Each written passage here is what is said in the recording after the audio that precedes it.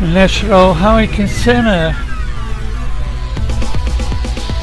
upgraded Tropical Storm Ian to Hurricane Ian via their 5 PM update.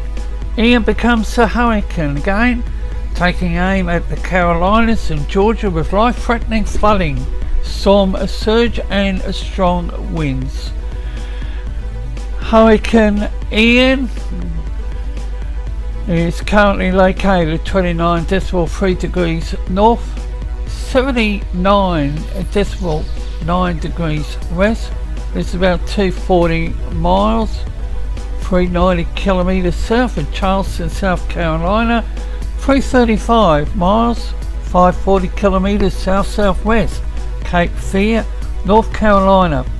Maximum sustained winds 75 miles an hour, 120 kilometers an hour. Present movement north-northeast or 30 degrees, 10 miles per hour, 17 kilometers an hour. Minimum central pressure is 986 millibars. Storm surge warning now in force for Little River Inlet to Cape Fear. Ian remains a hybrid tropical cyclone with characteristics of an extratropical low, including a comma pattern on satellite imagery, some frontal features in the outer circulation. The cyclone continues to have a warm core, however, and all indications are that it will redevelop strong convection over the centre overnight. Based on the Melbourne Doppler radar velocity data, persistent 70-80 knot winds from 5 to 10,000 feet. Earlier sustained winds of about 60 knots near that band from an observation in New Smyrna Beach. The initial wind speed is raised to 65 knots. This makes Ian a hurricane again. An Air Force Reserve Hurricane Hunter aircraft is scheduled to fly through Ian this evening and will provide a better intensity estimate.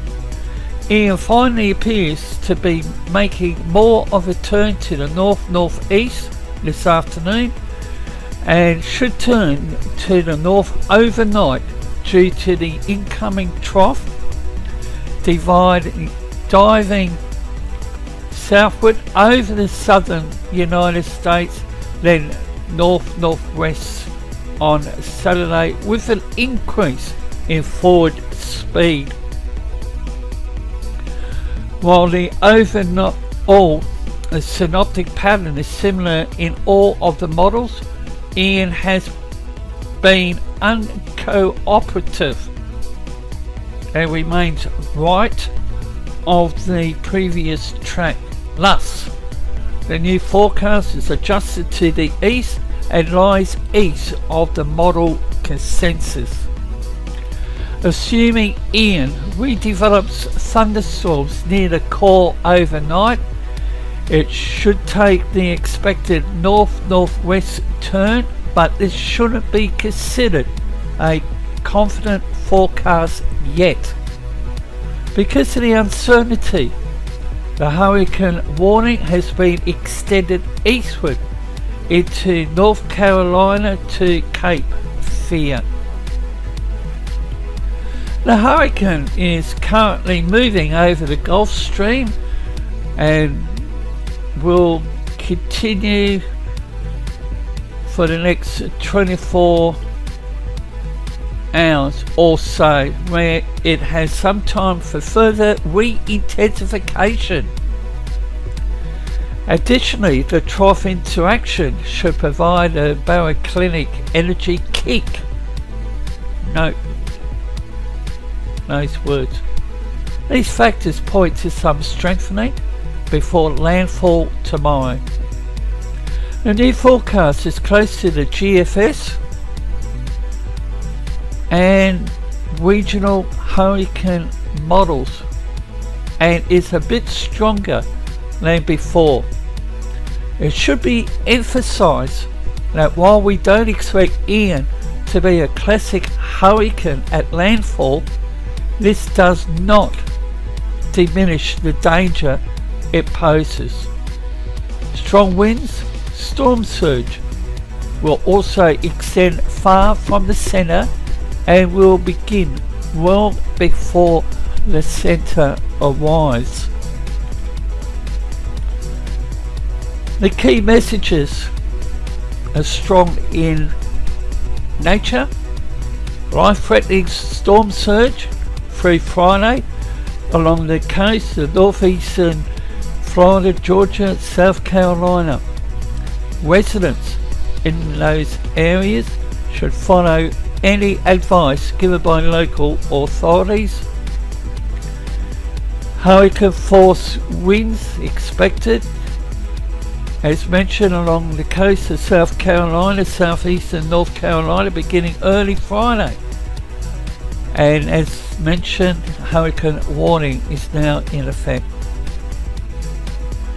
Hurricane conditions possible tonight along the coast of northeastern Florida, Georgia, North Carolina. Now, hurricane watch has been issued. Preparations should be rushed to completion, since tropical storm force winds will begin well before the center approaches the coast. Our senior member Timothy Ringo in the North Carolina region advised me that he is preparing. Ongoing major to record river flooding will continue across portions of the central Florida. Considerable flooding in northern Florida. Considerable flash and urban flooding expected across the coastal proportions of northeast Florida through Friday. Local significant flooding in southeastern Georgia, eastern South Carolina expected through the end of the week.